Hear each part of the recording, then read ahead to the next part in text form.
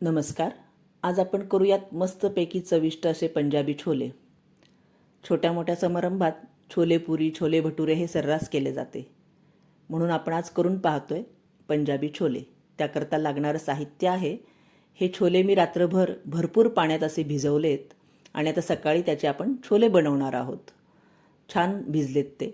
Tomato puree, कांदा कोथिंबीर मी बारीक चिरून घेतलं आहे, सुक्या लाल मिरच्या आहेत, लवंग, जिरं, दालचिनी, तमालपत्र, मीठ, हळद, हिंग, धणेजिरे पावडर, लाल तिखट, आलं लसूण पेस्ट, कसुरी मेथी आणि हा छोले मसाला.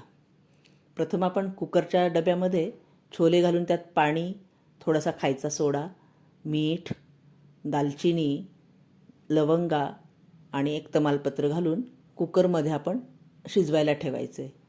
कुकरच्या आपल्याला 7 शिट्ट्या करायच्या आहेत. छान आपले छोले शिजले पाहिजेत. हे आपलं छोले छान शिजलेत. हे आता कुकरमध्ये काढून घेते मी. बघा, आता आपला हा दाणा, छोल्याचा दाणा छान शिजला आहे, मऊ असा झाला आहे. आता आपण कढईमध्ये तेल घालूया. तेलामध्ये जिरं, लाल सुक्या मिरच्या, दालचिनी, लवंग आणि तमालपत्र हे घालून हलवून घेऊया. थोडंसं तांबूस झालं की हिंग घालायचं आहे आपल्याला आणि बारीक चिरलेला कांदा कोथिंबीर घालून हलवून घ्यायचं आहे. जरा ते तांबूस झालं की त्यात आलं लसूणची पेस्ट घालायची, ती पण हलवून घेऊन चांगली परतायची आहे. मग हळद, तिखट घालून आपल्याला पुन्हा एकदा हलवून घ्यायचं आहे. मग आपला छोले मसाला आणि कसुरी मेथी तीसुद्धा घालायची आहे. त्यात आता धणेजिरे पावडर घालून चांगलं परतून घ्यायचं आहे. आपण हे सगळे मसाले तेलातच घालायचे आहेत. आणि नंतर आपल्याला टोमॅटो प्युरी घालून पुन्हा एकदा हलवून घ्यायचं आहे. त्याच्यावर आता आपण झाकण ठेवूया. चांगलं 5 मिनटं झाकण ठेवून मसाले चांगले शिजू द्यावेत. हे आता आपले मसाले चांगले शिजलेत. त्यात आता मी मीठ घालते. मीठ घालून पुन्हा एकदा आपण ते परतून घेऊ.